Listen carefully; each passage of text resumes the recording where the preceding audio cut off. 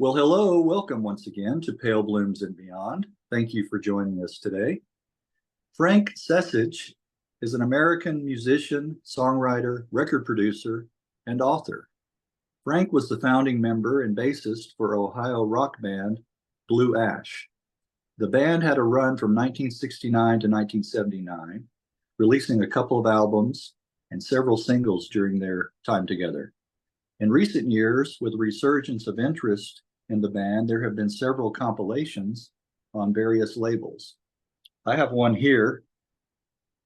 This one, the double CD, Around Again. There we go.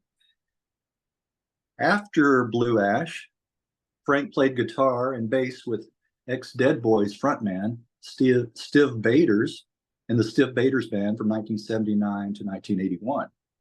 During the 80s, Mr. Secich played in the Cleveland-based Club Wow with Jimmy Zero of the Dead Boys and produced Ohio band The Infidels.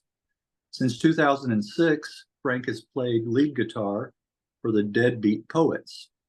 And my guest has written 2 books about his musical exploits, 2015's Circumstantial Evidence and his latest, last year's Not That Way Anymore. Well, welcome, Frank. Glad to be here, Greg. Thank you for joining us. Well, sure. Take us back to the beginning. I always like to start there. Where were you born? I was born in Sharon, Pennsylvania. It's right on the Ohio border near Youngstown, Ohio, the last exit on Interstate 80. I was born there in 1951, grew up there, and still live in a town next to it, Hermitage, PA, even though I've traveled all over the world, still live in the Shenango Valley here. Oh, okay. So you've kept your roots there. Sure. I have too myself. I've lived in and around Dallas. I was born in Dallas my whole life. You have fond childhood memories growing up there. Do you recall hearing music in the household?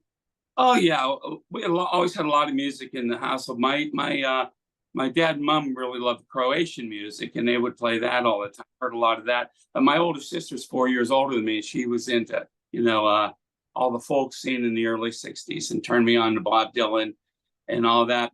She actually got me a ticket for my first concert in 1965, November 12th, for Bob Dylan on his first electric tour at Cleveland Music Hall. So that was my first concert. It just blew my mind, and it's to be a musician.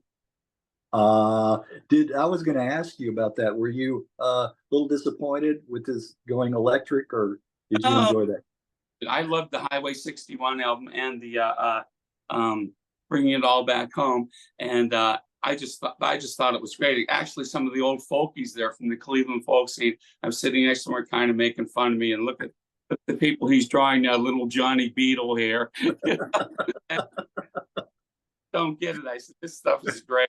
And I love the electric stuff. And Dylan, I read interviews later on. He said that in Cleveland, it was one of the few places that he didn't get booed on that famous tour.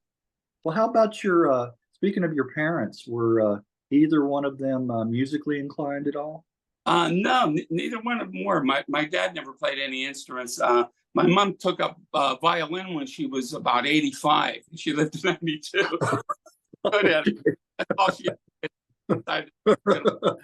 Well, it shows you it's never too late, right? Yeah. 80. Wow. Good for her. May I ask how old did she live to? She lived to be 92. Okay. The reason I ask, my mother is 90. She's turning 91 this month, June 19th. June 19th, she'll be 91. So she's got another year to go after that to get your mom. Yeah. Longevity. Wow. Well, what was the first musical instrument you learned to play? It was harmonica. I actually learned harmonica before guitar. When the Beatles first appeared on Ed Sullivan's show, I was hooked. That was it. I just wanted to, be in a band. And harmonica was cheaper, so I learned to play all this. Got the harmonicas, learned how to play that. Right after that, my Uncle Jack gave me an old Stella guitar. So I started noodling around on that. Then my mom bought me a Harmony Monterey guitar. an acoustic one. And a few months later, a pickup for it and an amplifier. So I was all set to go start my first band. And my first band was the Electrons in 1965. We would do like Kinks covers and things like that. I actually wrote my first song then too, called which was a kind of a ripoff of the Kinks' "Set Me Free," musically and lyrically. Yeah. Well, everybody just was picking up on other artists and mimicking and copying. Yeah. Most bands start out doing covers anyway. Oh yeah. Oh yeah. Well, we'll talk about some other artists and musicians that you were into early on. Especially the British invasion. That was the big thing. Right after the Beatles came out, I was into everybody from there: the Stones, the Kinks, Yardbirds, the Nashville Teens, especially the Kinks, big time on the Kinks, Yardbirds. So I was just infatuated with all that stuff and would play it constantly. So, and it just started with my friends and started having bands. And we had a guy in our neighborhood. His name was Ray Chismar. And he was actually in a real popular band, 63 and 64, called the Fairlanes. And then Mickey Farrell and the Dynamics, they actually made records. We're on the Beth label and had a couple singles out. It was cool having a rock star in our neighborhood. And we'd go and listen to them practice in their basement and everything. So that was kind of cool. Yeah, yeah. Well, how about talk a little bit about the music scene around you at that time? We had great bands around here starting in the mid-'60s. We had the Human Beings that had the huge hit, Nobody But Me, 1977, with the feedback on it. We loved those guys. We go see all the local bands like the Pied Pipers. There was a band called The Holes in the Road from Warren, Ohio, they were fantastic. Best cover band I'd ever seen. Cyrus Erie with Eric Carmen, and three of the Raspberries friends, Mike McBride and Wally Bryson, and they were fabulous. But this is way before Raspberries. This is like 68, 69, and they were unbelievable live. So there was a lot of good bands to go around and see. I was born in 1951, so I got my driver's license in 67. And as soon as we had our wheels, we could go to Pittsburgh and Cleveland, which were about 100 miles away from us each way, and see a lot of bands, especially in Youngstown. So then we went to all the teenage clubs and went to see bands everywhere. Right. Yeah, I incidentally reached out to Wally Bryson, and can't remember the other member. He has a Facebook page too, or ex-member. And no, they're still playing. Not ex, yeah. And I haven't heard back, but you never know. Yeah, Carmen died a little while. That's sad. That's sad to hear. Eric. The thing is, recently, how they come in threes, right? These people passing, you hear that, right? The three keyboard players, UK, of course, Mike Pender, Moody Blues. Yeah. And then Richard Tandy with ELO. Yeah. He passed away just a little bit after that. And then the most recent, John Hawken, who was in Straub's. Yeah. And, yeah. And he was living in the US. I know and he just passed away too. So it's like eerie how keyboard players, and they all kind of, play the same instrument. Well, your first band, you mentioned the Electrons. How long were you together? About that, and then we started a new band called the City Jail, which Jim Kenzer, I got him in the band. He was the lead singer of Blue Ash later on, and Jeff Rosnietta was a drummer in Blue Ash later on. So we started back that far in 1966. Then in 68, I was in the Mother Goose band, and we were a soul psychedelic cover band. We played all summer at Geneva on the Lake at a teen place that turned over campers and vacationers. And then right after that, in 69, I started Blue Ash with Jim, and we've been together. That, yeah. Were you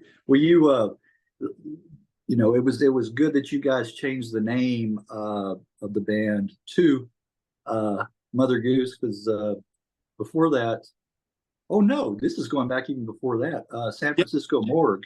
What a name. Yeah. Yeah. Death and Destruction. Yeah. then the group was the Great Hibiscus. Great Hibiscus was right before the Mother Goose, with most of the guys in it turned into Mother Goose. Right. And then live, what were some of the cover tunes that with Great Hibiscus that you played that would go down well? Oh, we would did a lot of Yardbirds and stuff. We did Wilson Pickett's 6345789. We would do Pink Floyd, Interstellar Overdrive. Yeah. Yardbirds and Mr. You're a Better. That's interesting. The Kinks till the end of the day. Yeah. We had a varied repertoire. Yeah. Stuff, Jefferson Airplane, Doors. We would break on through to the other side, things like that. Right. You know, Interstellar Overdrive, you don't hear that brought up much as bands covering that. Was yours as lengthy as the Floyd? Oh yeah, even crazier. We for the first time at a Battle of the Bands in 1967, and there was 2,000 kids there at Farrell High School Auditorium, and all crammed in there. And the judges had a platform on the gym floor. We were on the stage above that, and then the other seats went to the ceiling. And the local DJ Dick Thompson and were behind the curtains. He goes, "Now here they are, the kings of flower power, the Great Hibiscus." First part of Interstellar Overdrive. We had a wall of amps, and all the teachers that were the judges and everybody on that platform just went like this, with terrible face. So we knew we were going to win. So we just did it for about 10 minutes, and it was so anarchic and crazy. It was one of my favorite experiences. Well, you know, you were doing something right. The teachers were going like this. Right. Well, then came the Underground Depression, and then Mother Goose Band. Yeah, when we got the job on the lake at the residency for the summer, the guy hated the Underground Depression. That owned the club hated that name, so he christened us the Mother Goose Band, which we thought was hilarious, and we didn't care because we had a job all summer, so we took the Mother Goose. That's where that came from. Well, you guys didn't lay the golden egg, though, at least. No, or any kind of egg, yeah, for that matter. Well, what happened? Tell the story prior to the Memorial Day show 55 years ago. Yes. At Euphoria in Cleveland. We were loading up the equipment to play there, and I felt a sharp pain in my chest, and it continued every time I'd breathe. I didn't know what it was, so I played the set and everything. We did okay, and I asked the guys to take me to the hospital. They wouldn't do it, and they went to Geneva on the Lake on the way home instead. So I didn't get home till the next morning, and went immediately to the emergency room. And they admitted me. I had a collapsed lung. And they said I would have died if I would have taken another, 10 hours to come in. So I thought, oh, that's it. I don't want to play with these guys anymore. I had been writing songs and everything, and decided to form Blue Ash after that. Yeah, Jim came and see me in the hospital, Kenzer. We had already been planning on it anyway, so we were getting Blue Ash. And that was a big pivot in my career. Yeah, in a way, looking back on it, if that hadn't happened, maybe Blue Ash wouldn't happen. I mean, could be. If we're all up draft too that summer, all of us, because we were that age, and we just lucked out. Jim and Cupid lucked out because they got their weight down so much for how tall they were. But I lucked out because I got one of the last numbers in the draft lottery, so that was good. Yes. Oh, definitely. Yeah. Yeah. Well, it kind of reminds me of, and we'll talk a little bit about this later. Stiv Bators, what was it in Paris, being hit by the car. Yes.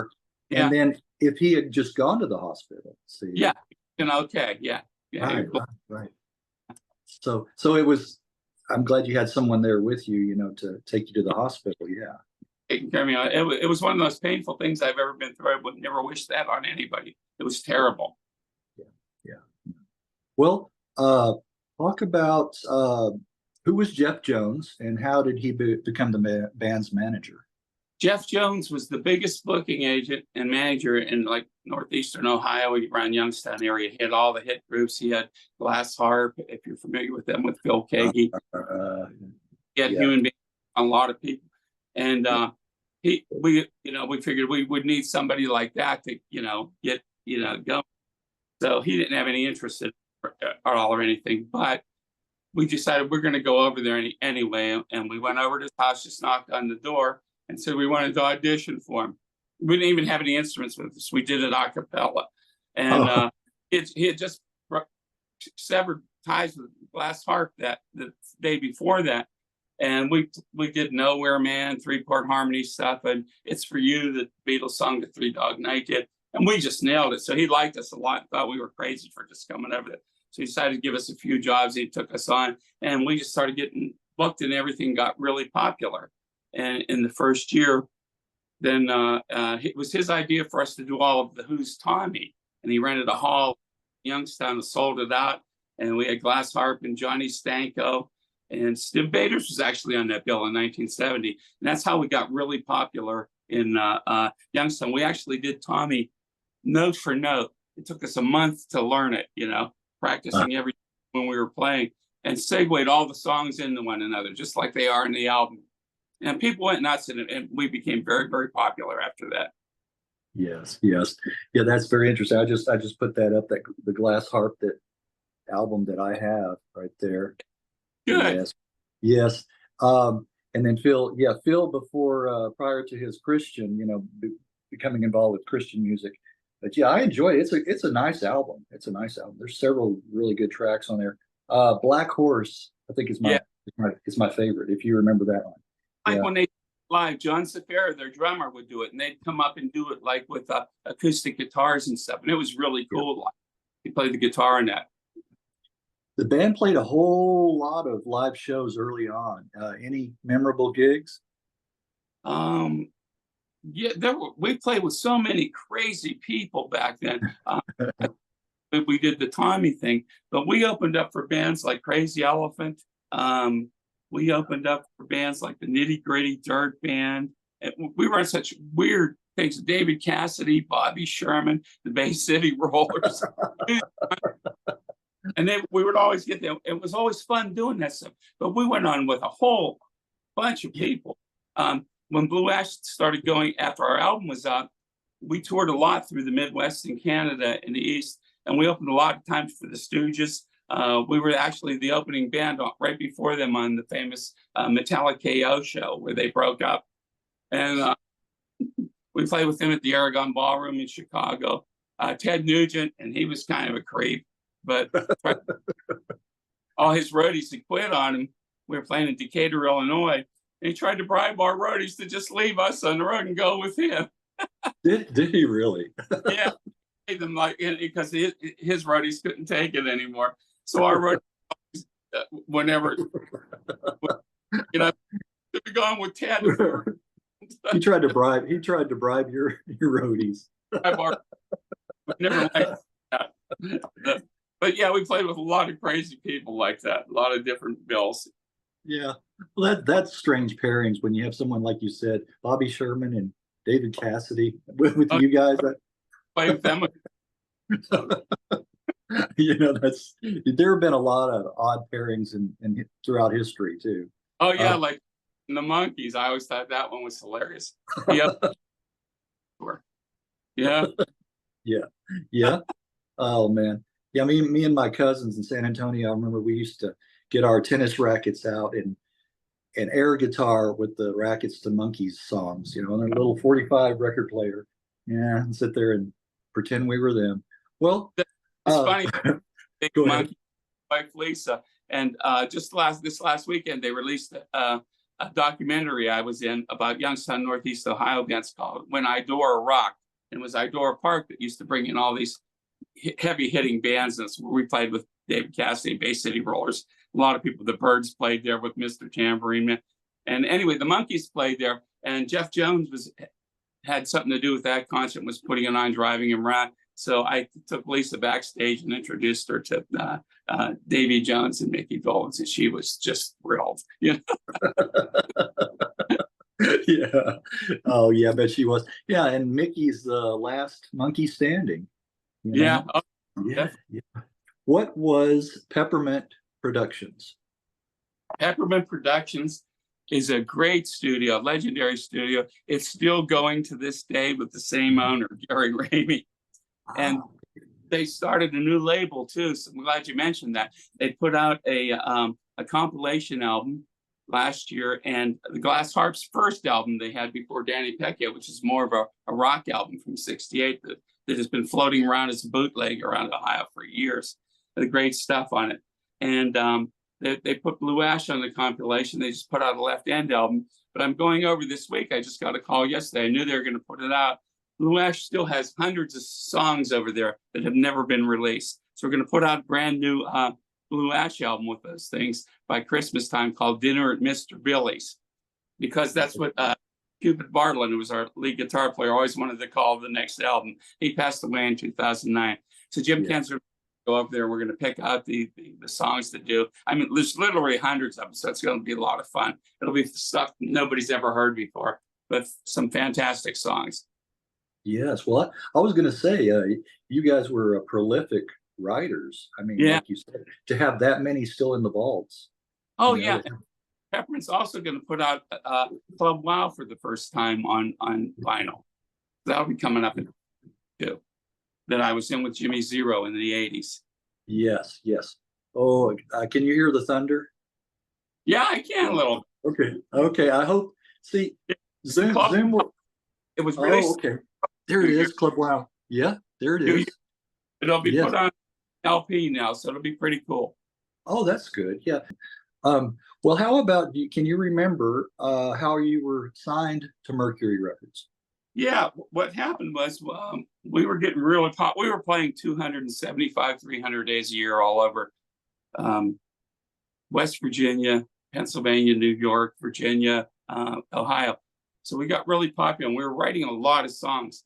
So Peppermint Productions in 1972 formed the production company. And they wanted to sign us up for a deal, so they signed us up for a great deal that we would record songs 2 days a week, full days recording for 5 years, and they would try to hustle the songs and sell them. So we did the first batch of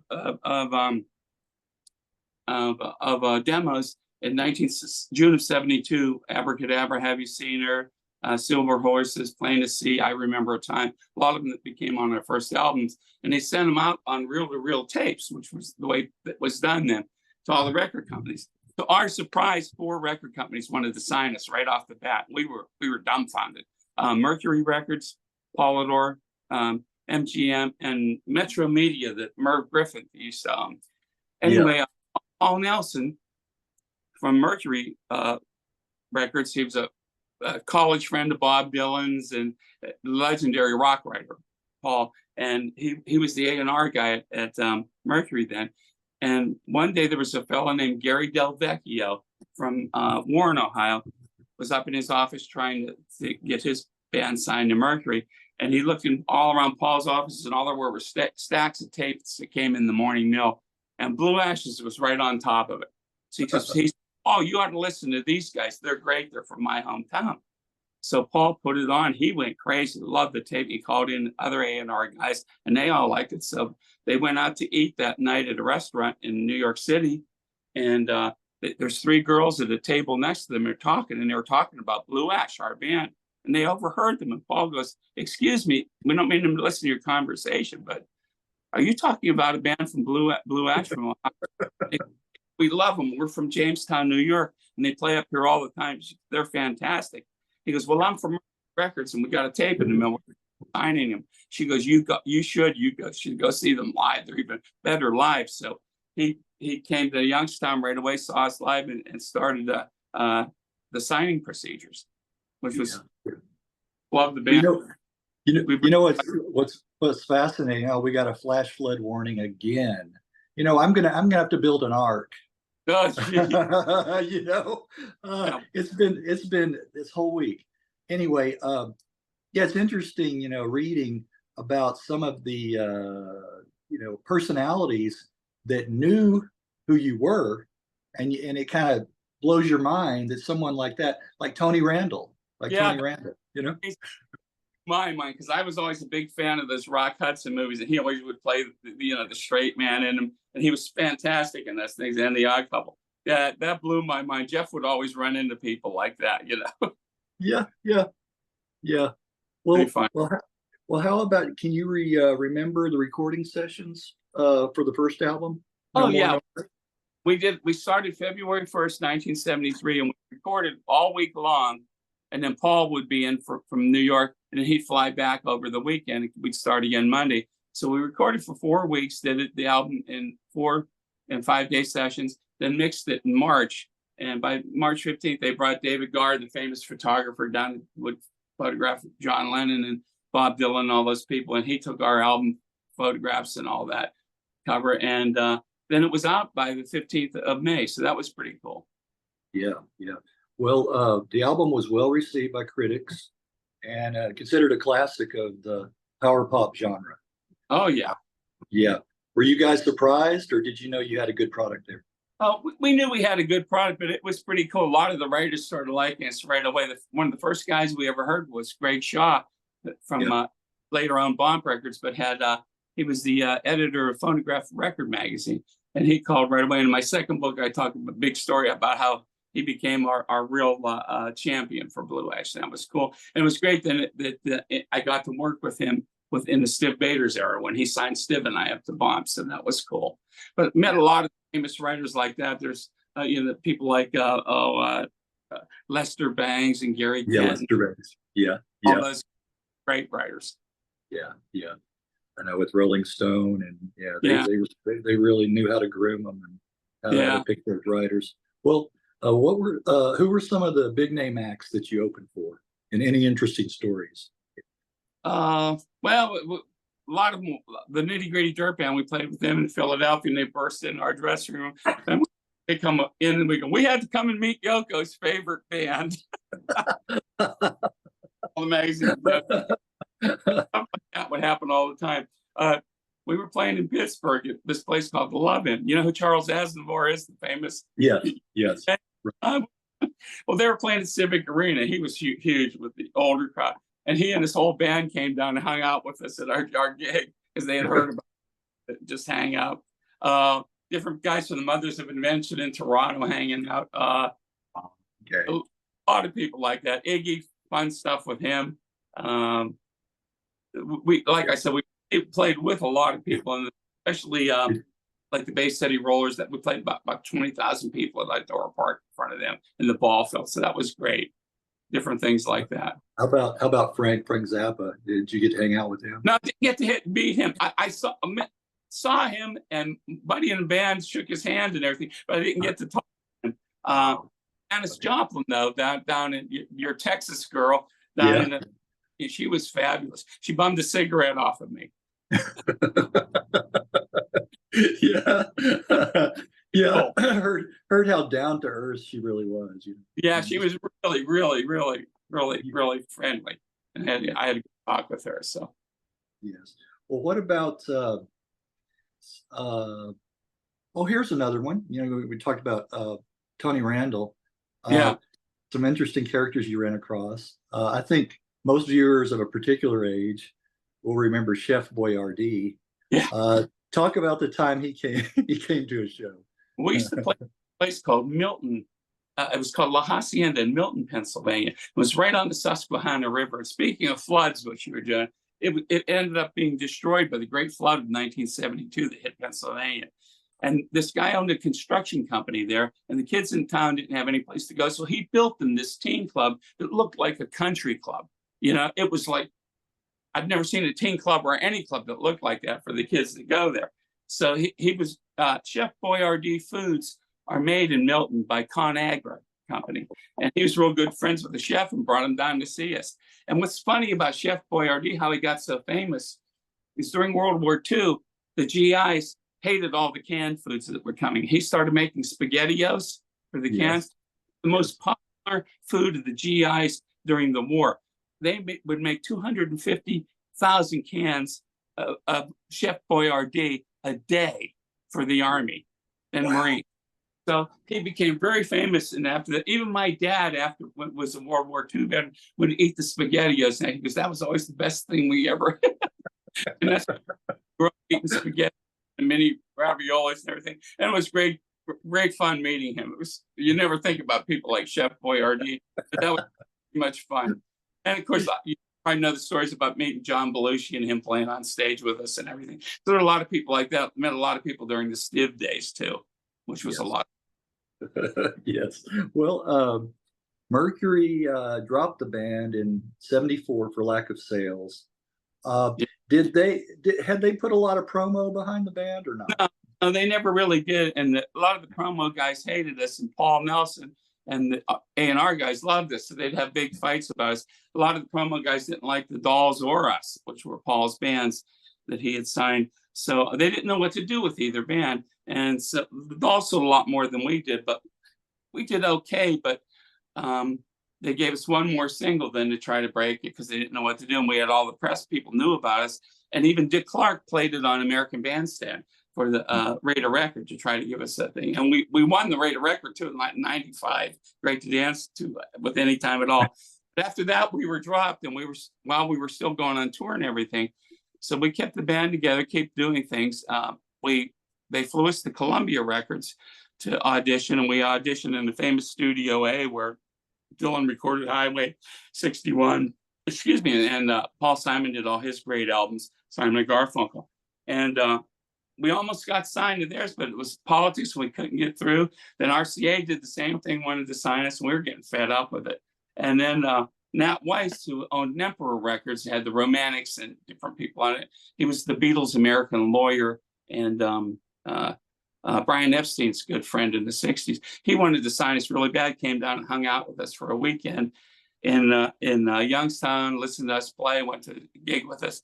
And then something fell through with that. He just didn't have the funds to do it right at that time. So we were getting pretty disgusted. And then we got an offer from a friend of ours that had worked at Peppermint before. Steve Friedman wanted to sign us to a production contract, went to Miami, did 4 songs, and he got us signed to Playboy Records in 1977. Right. Yes. Yeah.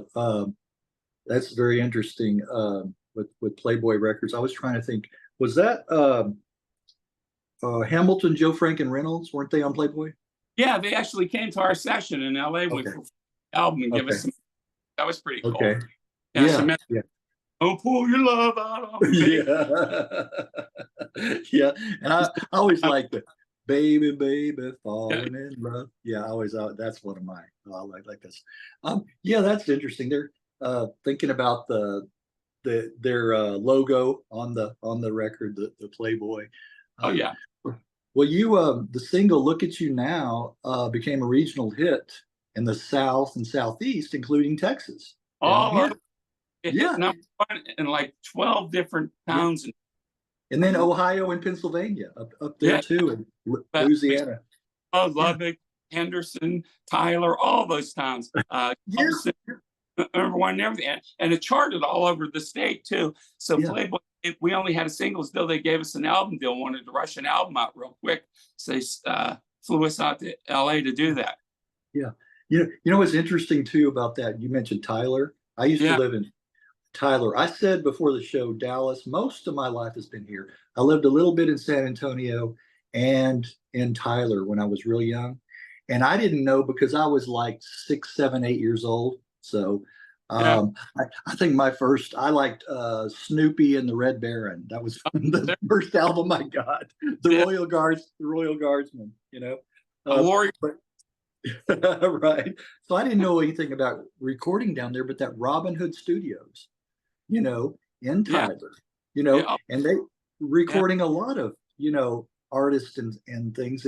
And I found out later on, look at how close it was. It was maybe a couple of miles from where we lived, It's just wild looking back on that. I didn't know, I wasn't aware. I've always been intrigued by Texas because one of my heroes, Blind Lemon Jefferson, is from the Mejia area.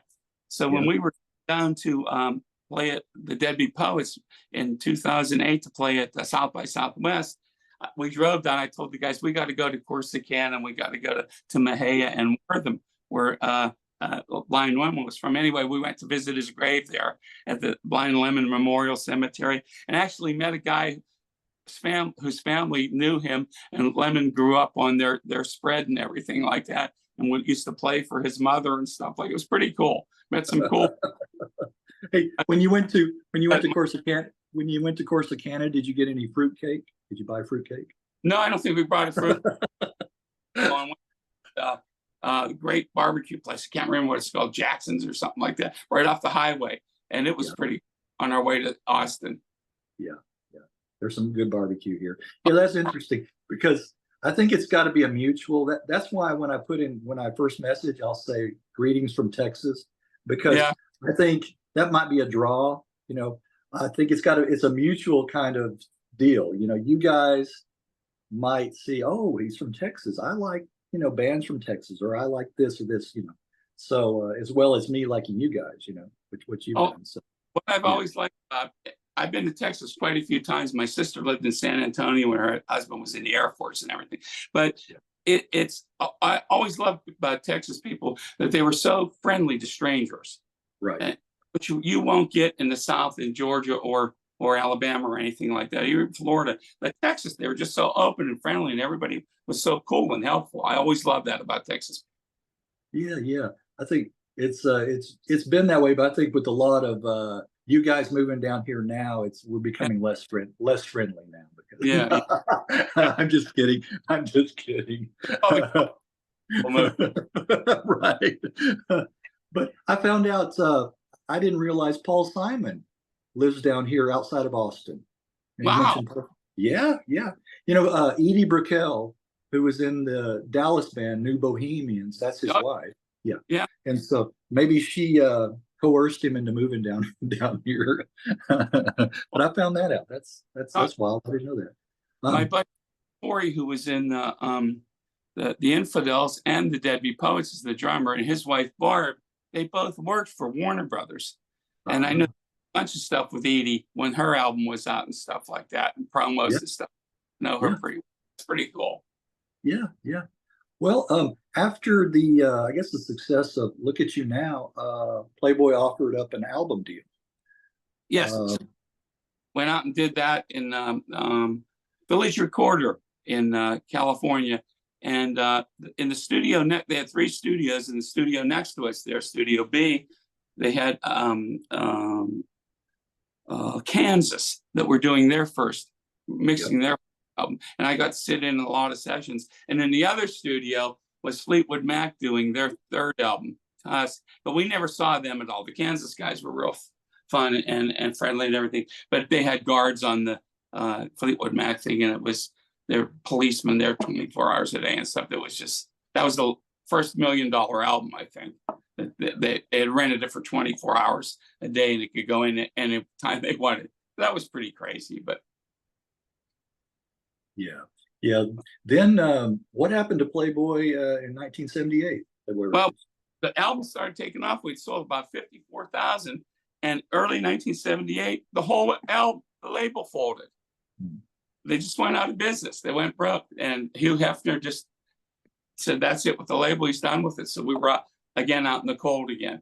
And around that time, 78, I started writing songs with Stiv Bators, and it was kind of the end of Blue Ash for the first 10-year run like that, because we were disappointed. We'd done all that, had got 2 albums out for all the hard work we had done, and we just It's sad, in the music industry back then. Not so much these days, I guess, but there's so much of it's out of your hands, out of your control.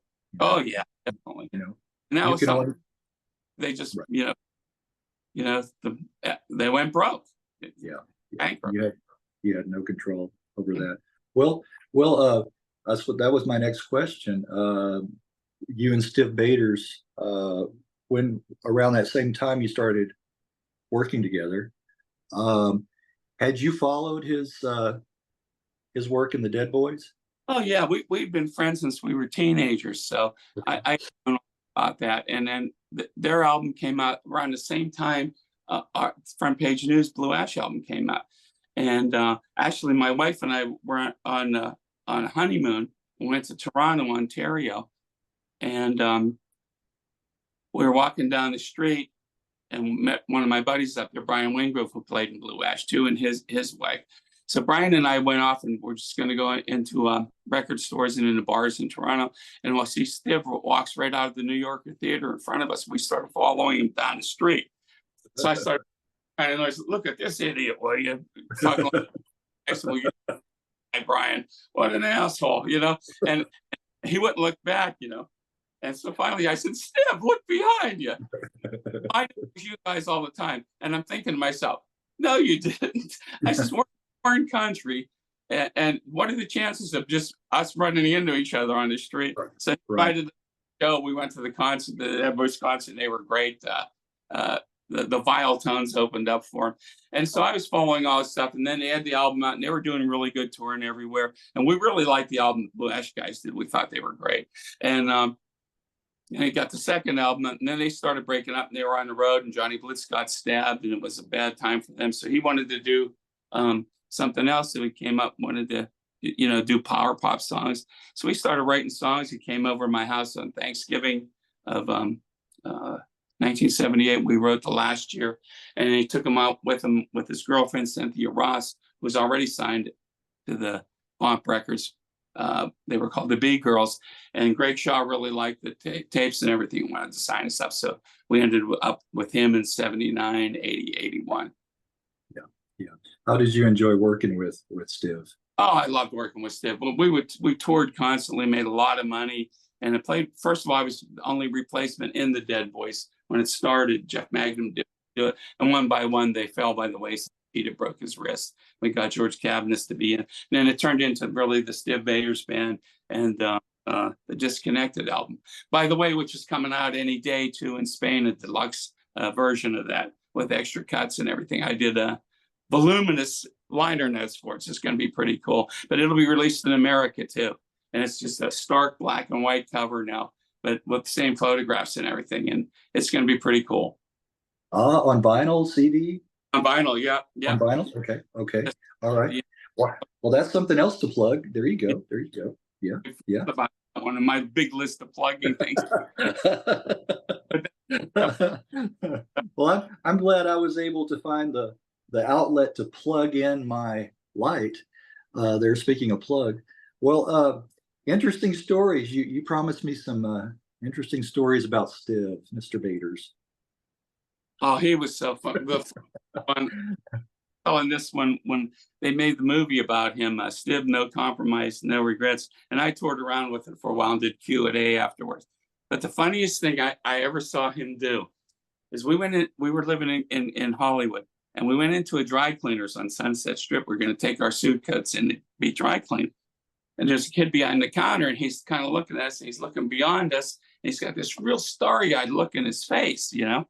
I'm thinking, wow, what's wrong with this kid? So we turned around, and there he is. There's Dick Van Dyke in person. Is that right? And he's, you know, big shit-eating grin on him, you know, like there's people. But we were never overwhelmed by too much because we had met a lot of people. But meeting him was great. So he drops off his suit, and we're still just standing there. So Stiv says to the kid, quick, give me a pen and some paper, quick. So we go out to the car, and Dick Van Dyke's getting in his car. He goes, Mr. Van Dyke, can I get your autograph? Sure, son. Who do I make this to? He goes, it's Stiv, S-T-I-V. And he's writing, blah, blah, blah. He goes, you know, Mr. Van Dyke, he goes, this is such an honor for me to meet you. He goes, I grew up in Ohio. He goes, and I grew up in an orphanage. I just had to turn away. I'm turning away. He goes, and the only show they ever let us watch once a week was the Dick Van Dyke Show. He goes, and there's a tear coming down his face. He starts crying. He goes, you were like the dad I never had. And I'm thinking, I said, please, I'm going to. And so he know what to do. He goes, oh, that's nice and everything. He goes, as a matter of fact, Steve goes, you inspired me to do what I do today. And of course, Van Dyke takes the bait. He goes, oh, what's that? He goes, I'm a singer in a punk rock band. He goes, well, it's nice talking to you guys. He goes, I looks at his watch. I got to go. He gets in the car and just busting up laughing in the parking lot. come up with that? How Oh, did, how did, he goes, I was going to take it a bit further. He goes, I was going to insist on for a drink. At that yeah. time, Dick Van Dyke used to do all the PSA commercials, for Alcoholics Anonymous. He was the head of it and would do all. Oh, okay. I would try to get him to go out with a drink. He goes, but I knew you'd blow it. He goes, you were ready to blow it in the first. And I'm like flabbergasted. I thought, oh my God. Oh man, I don't know how you didn't crack up. Oh, I hit that. I'm thinking, geez, oh man, where does he come up with that? Oh, man, I would have loved to have been there to experience that. Oh, just to see that. Ron, I hate something. I still see him on TV. Yeah. That's great. Well, one of your more recognized songs is not that way anymore. Also would later be the title of one of your books. Yes. And one of the biggest compliments is when other artists cover your song. I was pleasantly surprised, and I sent this to you, to see where one of my favorite troubadours, who sadly passed, Nikki Sudden, covered that. Yeah. Oh, he did a great version of it. I love how he did it, and they had the cello in there and a almost kind of reggae beat to it. It was really, really a nice compliment. Boy, the world missed it. It's sad that he had to die so young. Yeah. Yes, it is. Yes, it is. He left behind some really good material, though. But yeah, it is sad. He's definitely missed. Yeah. During the coronavirus lockdown, Billy Joe Armstrong from Green Day recorded Not That Way Anymore as well. Put it on his solo album. They did a video for it, and it was released as a single in a number of countries too. So that was pretty cool. Oh, that is nice. Yeah. Yeah. See? Yeah. So there, you see where it kind of takes on a life of its own then, when other people start doing that and covering that. That's pretty cool. Yeah. Well, what was the Uncle Floyd TV show? I want to hear. TV show was a local show. Then it got syndicated. It was run out of Newark, New Jersey, but it was broadcast in New York on UHF channels, two different UHF channels, and it was really, really popular. It was a live comedy show on every night about evening, about 5 to 6 o'clock, 5 to 6:30, and it later on got picked up by many other and everything. But it was the favorite TV show of John Lennon, David Bowie, and Paul Simon. David Bowie actually wrote a song about it, and it was he said he got turned on from the show from John Lennon, who watched it always. When he was a house husband, and from 75 to 80, he would watch it every day. Loved that old vaudeville stuff and everything. But they always had like punk rock or bands on. Bon Jovi played on there. The Ramones were on there a couple of times. We played on there a couple of times. And there's one video floating around that's just great of us on there with Uncle Floyd. So we did Not That Way Anymore on there actually, and It's Cold Outside. Okay. And you anyway on YouTube. So Uncle Floyd was a persona. Okay. He hosted the show. Yeah. Yeah. He always wore coat and madras hat and a different colored kind of madras. He was like real wild looking suit. Well, then you played in Club Wow. You showed that. You can hold that up again. This is Club Wow. Nowhere fast. It's still available. It's a CD of all the Club Wow songs we did in the 80s. And it also has a DVD of us playing live at Cleveland Agora with Meatloaf, I think. And it's pretty cool. And then some other promo videos we did. Club Wow was me, Jimmy Zero from the Dead Boys, Jeff West from the Testers, and Walter Lure Band, and also Billy Sullivan, who's currently has been in Herman's Hermits for about 20 years now with Peter Noon. They still tour, play everyone. Billy's the guitar player in Herman's Hermits. Anyway, it's a great little album. It's going to be on for vinyl for the first time on on Peppermint production. I'm getting everything mixed up. Peppermint That's all right. coming up in the next year or two. They'll do it nice, and I'm sure I'll do the liner notes on that one as well. I'm going over to meet them this week to all that stuff. So to get that set up. Well, yep. how did you come to produce the Infidels? Well, I worked right after Stiv left with him, and we were still starting Club Wow and everything. I got a job at National Record Mart, which was a big chain. I ended up being a manager there in the 80s. And one day, John Halumic and Pete Revere from the Infidels came in. They're about 17 years old, 16 or 17, and plopped the Disconnected album down and a $10 bill on the counter. And I looked at him, I said, what the hell's wrong with you guys listening to this sicko stuff like this? You some kind of weirdos or something. And they go, oh man, Stiv's great. And I said, turn the album over. And they go, let's go. Got a band, can you come down and hear us? And I go, oh, and you get that all the time. I said, sure, I'll come down and hear it. So I came down to hear us, and I just thought they were fantastic. They were doing all original stuff for 16 to 17 years old, which was amazing to me. And had some really clever songs like Summertime Sucks and Oh Baby and a few other ones that I really liked. So I told Jeff Jones about him, and we started managing him, and I produced their records, all their records in the 70s up until 1990 or so. Left the music bit. Yeah. Not only that Pete and John Lumick and John Corey, who are in the Infidels, are also in the Deadbeat Poets in the Blue Ash traveling band now. So for all those people, they're actually part of those bands. So it was a good career move to go down here again. Go down. Yeah, I was going to say, you guys still sticking together. You got some good chemistry. Yeah, definitely. Working together. Well, later in the 90s, there was a renewed interest in Blue Ash. You guys had a lot of unreleased material we talked about earlier. And then the one that I held up that I have, the 2 CD Around Again collection on Not Lame Records. Yes. Yeah, Not Lame Records. And 44 tracks of previously unreleased songs, so. That CDs that I let them do a limited edition of that. They only made 5,000 of them, and they also those go for like 450 pounds in England now. So you got to yeah.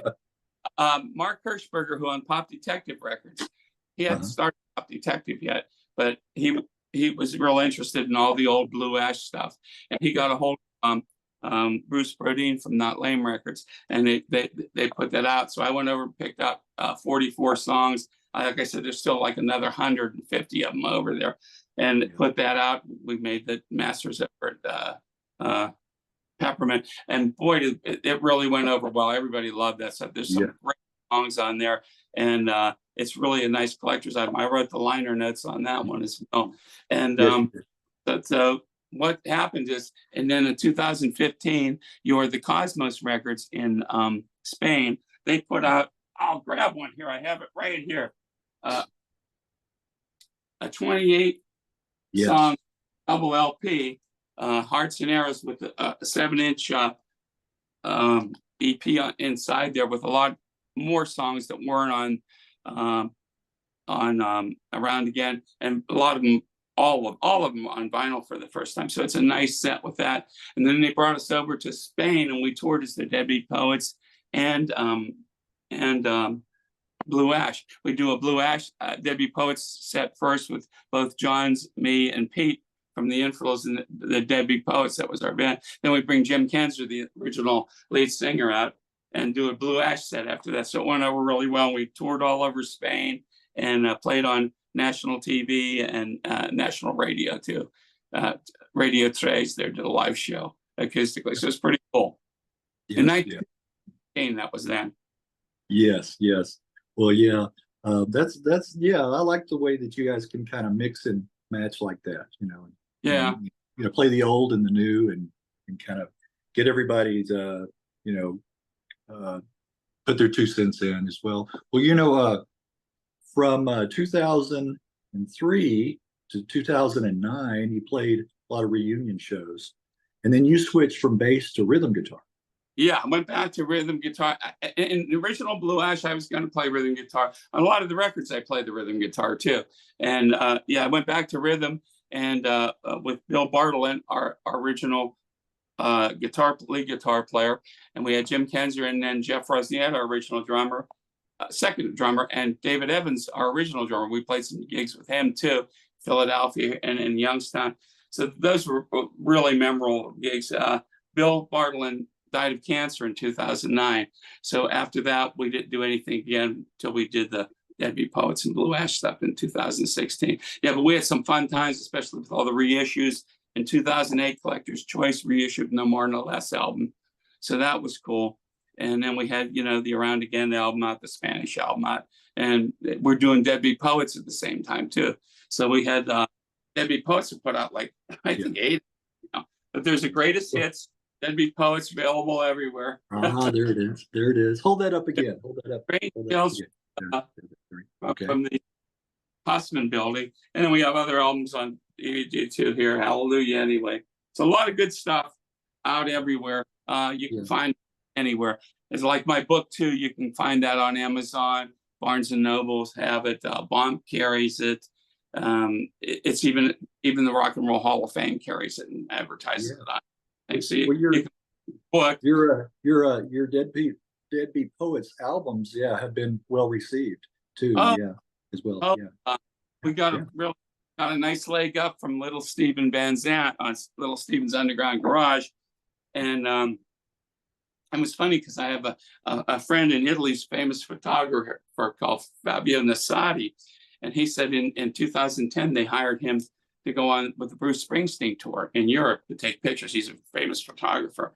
And he goes, you know what? He says, Little Steven and Bruce are both big Blue Ash fans. And I said, oh, Fabio, you're full of shit. I don't believe it. He goes, no, I'm telling you. And then about 2 weeks later, Little Steven picks The Staircase Stomp as the song in the world and start playing it. And to this day, they play Blue Ash and they play on Little Steven's Underground Garage all the stuff from Deadbeat Poets, Johnny Sincere. They play I get royalty checks every quarter on that stuff. It's great. They have played it ever since then, 2010 for 14 years. So I have Fabio, I owe you an apology, man. well, let me ask you. Yeah, and Dick Van Dyke's a big fan too. Yeah. Let me ask. One I've never talked about before that was pretty crazy. You'll love this. We went to we have a thing called Kenley Players, and they bring famous stars out here and they play on the road theater every summer, and they have different people. Well, they had David Burney and Meredith Baxter Burney from and so we were over there because we were going to play Packard Music Hall in Warren the next night. And Jeff Jones and I went there, and we started talking. And she was really friendly, beautiful girl too. And she goes, "Well, you guys doing anything tonight? We'll go to a club with you or something. Let's go out." She goes, "I feel like doing something." I gave her the Blue Ash album, and so we got a fan there that hang out with her. We had a lot of people like that. David Burney didn't care too much for us, so he didn't want to go out. She really wanted to go out and hang out with us. Let me ask you what country area of the world are you popular, either Blue Ash or Deadbeat Poets that surprises you?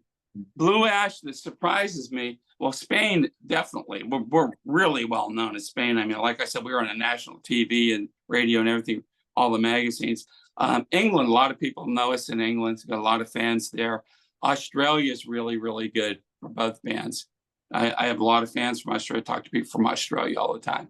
And Japan is just crazy. But then you'll get things that are really strange, like Thailand. You'll get royalties even from China. I'm starting to get them now, so that's pretty crazy. And I mean, there were times from Australia I would get when I had the Infidels too, and they were real popular in Australia. And I would get telephone calls at 3 o'clock in the morning from kids in bands. How did you get the guitar sound on that Infidels? Yeah. Oh, I'm sorry. 12 hours. There you go. I know. I know. I would talk to him, tell him how I got the sound right. You run it.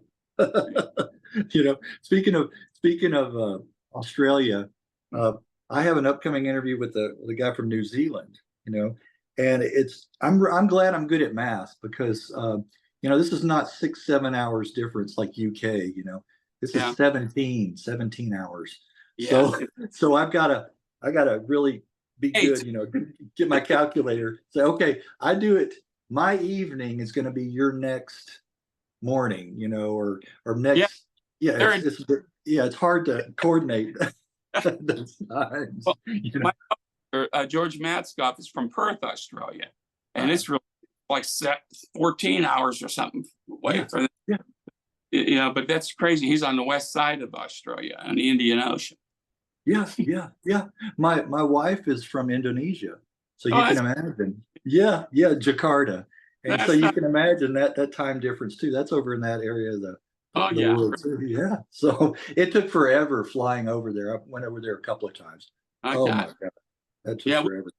We did a tour with Stiv, but it fell through at the last minute. I wish we would have gone, yeah. Yeah.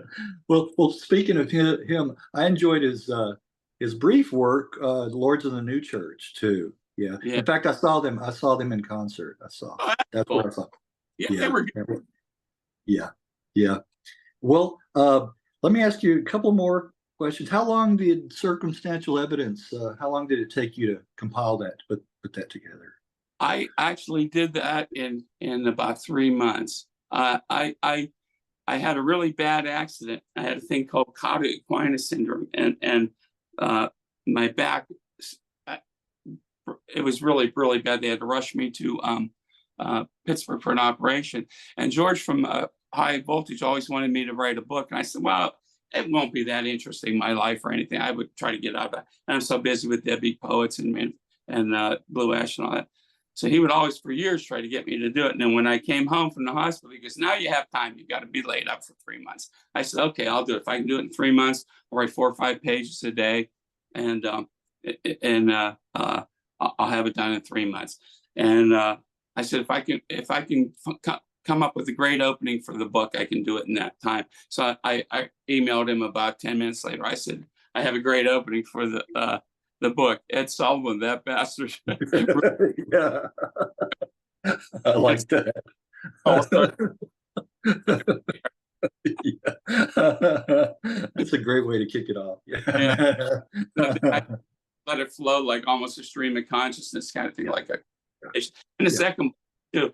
Anyway, George wants me to do 2 or 3 more books. I was thinking about doing a history of the bands in Northeastern Ohio. I thought that'd be pretty interesting. I've talked to a lot of key people already. You know, they said they would do it, and I have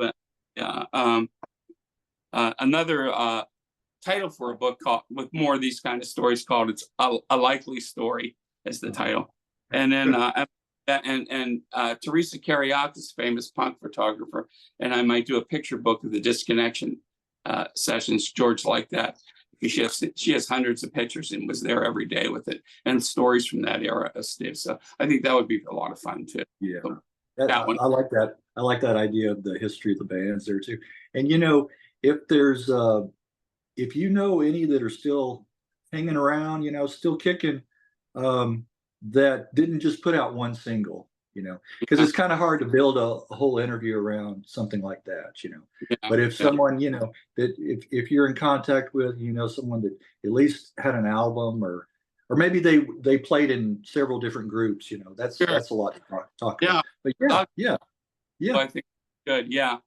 You know, put in a good word for me. If you feel up to it. Yeah, I thought this was humorous too. In 2016, you and Jim Kenzor started playing again as Blue Ash, sometimes called Half Ash. That was but we just go with an acoustic guitar, and me and him, or maybe Peter Vera on acoustic guitar too. We'll go out as Half Ash. I'm hoping to do that again pretty soon. I haven't been able to do much with the new book because I've had some health problems and ended up in the hospital, and I had to have an operation on my hand minor things like that too, where I couldn't play guitar. But hopefully by the end of the summer, I'm hoping to go out again, maybe go down south. I'd love to come to Texas again. So hopefully I can get up to and do it. What I'd like to do is I go out with this band from Tennessee called Ghetto Blasters, who are great. And I come up and do a couple songs with them. Then I do an acoustic set before them. And then in the afternoons, they usually set something up at a bookstore or record store. And I do a book signing and do a little concert in the stores too. Just old Blind Lemon style. No mics, no stage, no nothing. Just the acoustic guitar and start singing. Yeah. Yeah. Deep Ellum. Oh, yeah. That's a place. Yeah. To do something down there. You're right. That's definitely, I was trying to think of there's 2 or 3 different clubs down there, Trees, and yeah, I can remember there's several. Yeah. There's newer clubs too. That they're going to set up in Tennessee and Georgia and Alabama and stuff first. They always like my stuff down south. So there's always something I could do down there, but Texas would be great to go back to and play again. Oh yes. Well, one more plug for your book, Not That Way Anymore, from last year, 2023. Yeah, your latest one. Great stories. It's available at Amazon, Barnes and Noble, on anywhere you can buy books. All Amazon in every country, in Britain, Australia, Spain, everywhere else, and it's available by Bomp. It's available at Target. It's available at Walmart. So you can actually order those online at any Walmart. Just put if you have a Walmart credit card or something, when you can put it right online and get it there. You can find it online anywhere. It's on sale everywhere. And as well as my first book, Circumstantial Evidence, good stuff, and it'll put a smile on your face. A lot of funny stories, especially Stiv and Blue Ash. And that's what I like the way I have to tell you, I like the way you write, like you said, stream of consciousness, and this new one with the short stories, family memories, anecdotes. Yeah. It sounds like it was a lot of fun to put together too. Oh yeah, and it's easy to do that way, and people like it. I get so many nice reviews from everywhere, and especially all over the world, people will write me notes about how much they like it and stuff. England and France and Sweden.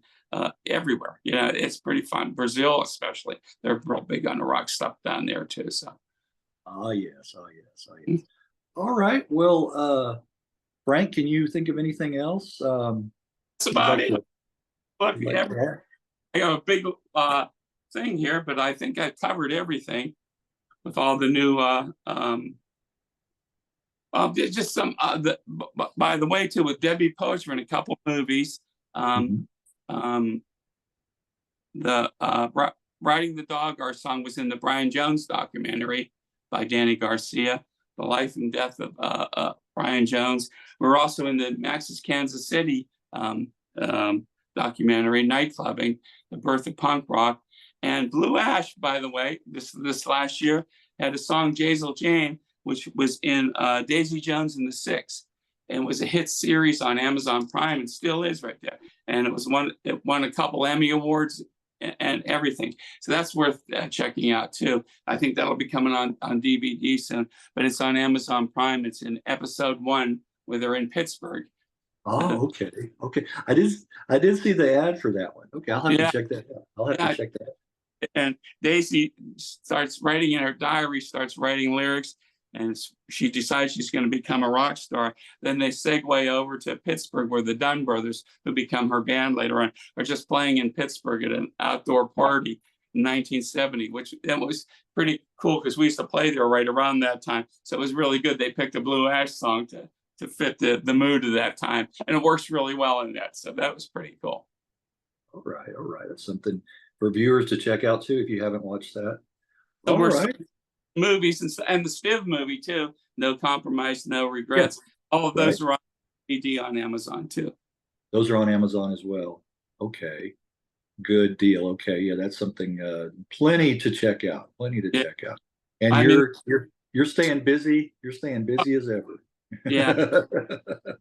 Major health problems with the heart and liver and things like this, but I'm hanging in there and really want to go out and do it again. So hopefully. My wife's getting me on good diets and everything, and I've already been taking off the heart pills, so we'll see what happens now. Well, maybe your wife can help me out too to get on a good diet too. Yeah. Not You know, my I like barbecued pork and everything. it's those it's those things. You know, I can never be a vegan. I just can't. I just Yeah. can't do that. You know, I like my meat. I like my meat too much. Yeah. So it's Probably get one meat every 2 weeks or something. So okay. Okay. Yeah, well, good for you. Good for you, you know. All right, Frank. Well, it's been very enjoyable. I appreciate you doing this and taking the time out to oh, visit with me. Yeah. thanks Yeah. much. Appreciate it. Sorry about the tapes looking. Like I said, it's really humid. Pennsylvania gets humid in the Yeah. summer, but doing Yeah. that, so it'd be Well, now you'll never get the tape off. It's stuck there permanently right now. Right? yeah. One guy I tried to talk to, I'll just say this real quick. Tried to call him. He said, call me on WhatsApp. So I tried to call a couple of times and he didn't answer. And then he wrote back and said, as you can see, my cell phone is not glued to my body. And I said, yeah, and don't ever try that because I use super glue on my ear and I like to never get that thing off. Yeah. Well, you know, just joking, but you know. anymore. If you cut yourself, you're a construction worker or something, you get a cut. They just put super glue on it. They don't stitch you. It works as much. I don't know. They did it to me a couple of times. I thought, did they? Yeah. They did. Super glue. Okay. Yeah. Wow. Super glue now is the cure. Yeah, it's a panacea. Yeah. Oh wow. I can see doctors going to that now. Wow, that's funny. All right, Frank. Well, I'll let you go. You have a good rest of the weekend, and we'll be in touch. I'll send you a copy of this once I get it edited a little bit. Great. Yeah. Shouldn't be much. Up on all my sites and everything too. I have a lot of sites people be into Hey, it. So yes, I appreciate that. And then let's see what kind of mileage, what kind of comments we get. I always like to read the comments. sounds good. All right, Frank.